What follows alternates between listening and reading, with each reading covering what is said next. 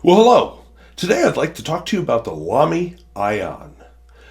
This is a pen that appealed to me when I first saw it because it kind of has that Lamy 2000-esque look, that Bauhaus, but a little more rounded and streamlined, I thought.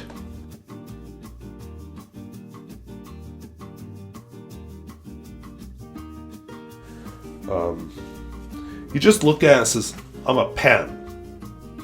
Yeah, I mean, brutal like that. It's just like, yeah, I'm not going to mess around. I'm not going to be pretty. I'm not going to be all frou-frou. I'm just a pen. Bauhaus, function for anything. It is a bit pricey.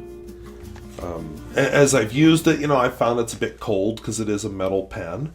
But it has some textures to it, and it warms up in your hand. So let me just set a Lamy 2000 next to it.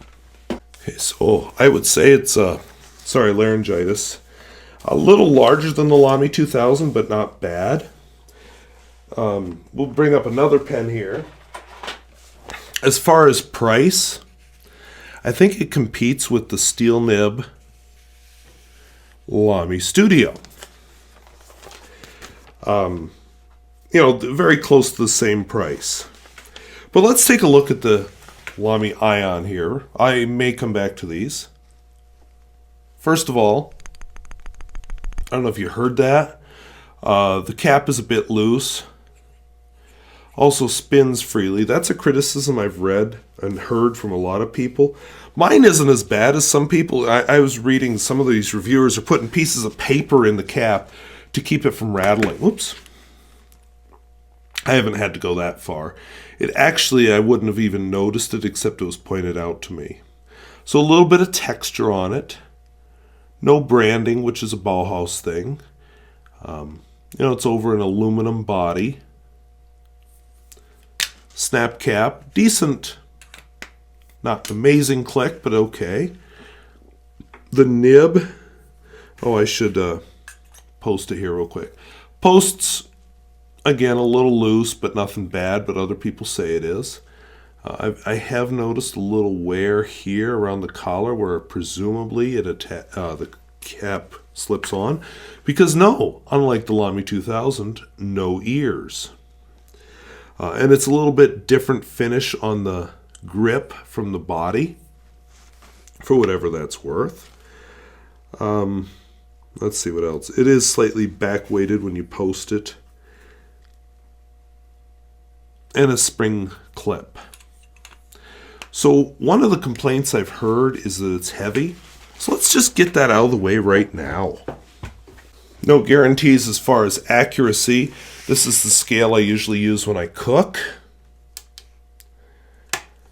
So we'll change it to... The unit button was sticky there. As an American, most of my recipes are in... Ooh, that is almost unreadable, but we'll do our best. But most of my recipes are in ounces and pounds, not grams. But it's in grams now. Lamy Aion, admittedly with ink in it, 36 grams. Lamy Studio, 35 grams. Lamy 2000, admittedly this pen is empty, 26 grams. So yes, the Lamy Aion is heavier. And just for giggles and snorts, for those of you who are completists, don't have a Lamy Imperium, so live with that. Lamy Dialogue 3, 49 grams. Lamy ABC, because why not, 15 grams. Lamy All-Star, 22 grams. And Lamy Safari, 18 grams. So definitely on the heavier end, but very competitive with the Studio as far as weight or mass. The science teacher in me prefers the word mass with grams. Pounds are a weight.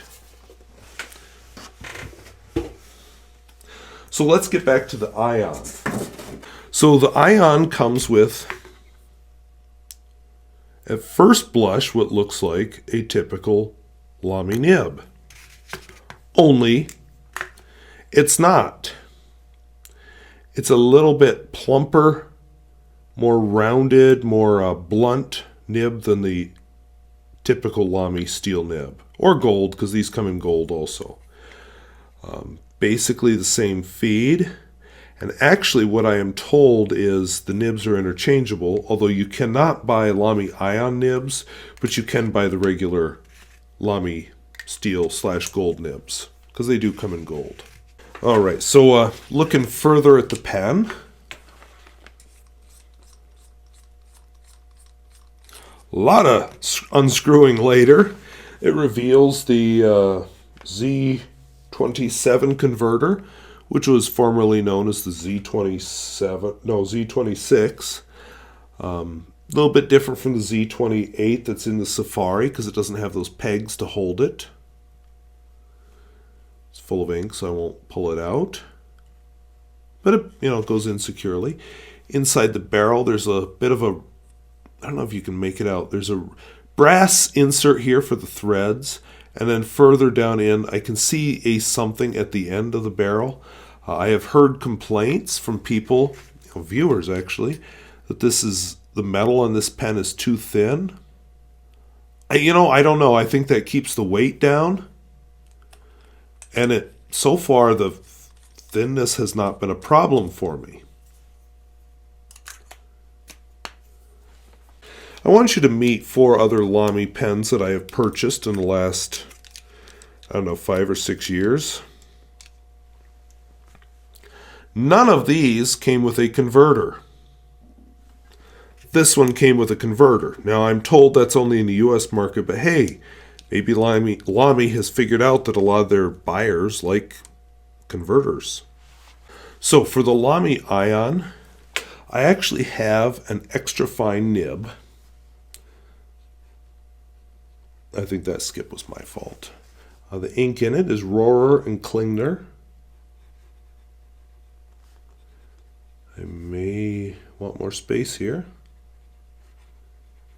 Aubergine, which is eggplant.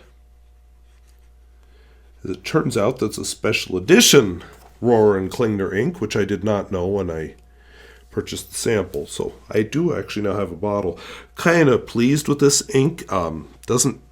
It seems to just behave better than the Dea Trementis. The color, I think I'd give Dea Trementis the edge, but this is a nice color on this ink. Let's try a couple of tests here. Of course, flex. If you know the Lamy steel nibs, there is none. I should probably write the word line variation, except I don't get all the curlicues to demonstrate flex when I do have flex. But then if I'm worried about it, why am I doing that? Okay, and I'm just noticing it's posted. It doesn't post super securely because it came loose while I was writing there. We'll do the wetness and flow. Kind of a wide pen, by the way. Not horribly so, but definitely reminiscent of the Lamy Dialogue 3. Maybe not quite as wide, but definitely wide. So if you're into that kind of thing, this may appeal to you. The smear test.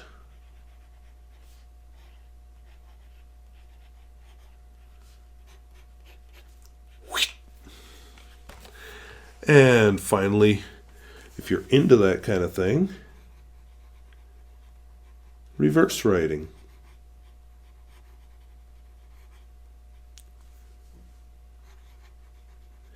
Just as smooth as the other way.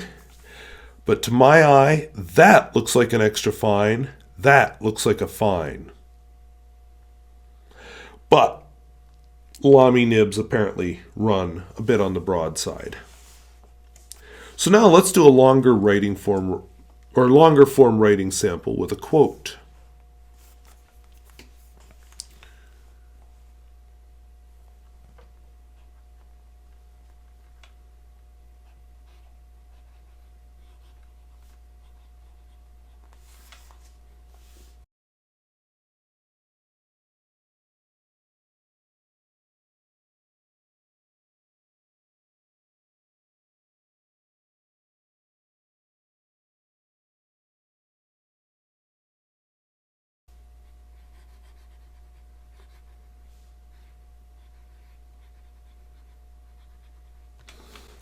I should mention that while I was writing that quote, the cap came loose because I did use it posted. All right, and finally, let's do the Pierre Gustafson test. And this is just where one continuous line quickly. Let's see how it writes. And I think it does an excellent job keeping up there. So it's a pleasant enough pen. I would say it is not a 2000 killer. This pen is not going to displace the 2000. The 2000 is a totally different realm in terms of quality. Price too. And the 2000 has its own piston and so on. So the 2000 is a much better pen. What it might be a killer of is the Lamy Studio. They're kind of at the same price point. And now the Aion is starting to come out in colors. I just saw as I was researching this video, it's coming out in a red and a blue finish. Just like they have had colored versions of the Safari and the All-Star and the Studio in the past. This is going to be the same thing. And the price point is the same as the Studio, but then the quality, I think, on the Studio is better. But on the other hand, the Studio has a slippery grip. This doesn't. So who wins? I don't know. I don't mind this pen. I think it's a good pen. I have enough good pens that doesn't really do anything for me. But maybe if you're looking for a good writer at this price point, I think the big edge it has over the Studio is it doesn't have that slippery, smooth metal grip. It has a textured metal grip. So, yeah. I think as an extra fine, it does write very smoothly, but I expected that of a Lamy, and it's also, Lamys generally run a little broader. It just, for me, it's not fitting a niche that I don't have already filled. It could be a very good daily writer for somebody, just not for me, because I have good daily writers. Maybe it's an entry-level luxury pen, kind of like the Studio. Has that Bauhaus aesthetic, which I don't think the Studio has so much. And for me, I think it ranks above the Studio. If it weren't for an IGTV video this week where I was going to compare this in the Studio, I don't think I ever would have inked up the Studio again. The Studio is one of the pens I regret buying. This one, not so much. I think this one will see use, just maybe not all the time. It's also a decent one. I could be talked into trading around. Who knows? I'm not particularly attached to this pen. But it's a good pen.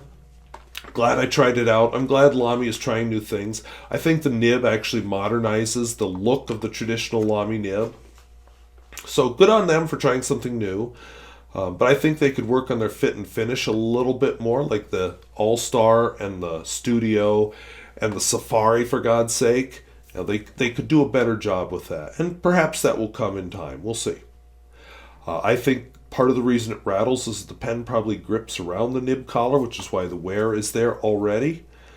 So you have all of this much cap, however much that is, loose. That's probably why it rattles. So take that for what it's worth. I don't know, probably not very much. But anyway, I want to thank you for watching. And if videos like this interest you, where I talk about fountain pens both new and old and at all price points, I would invite you to subscribe.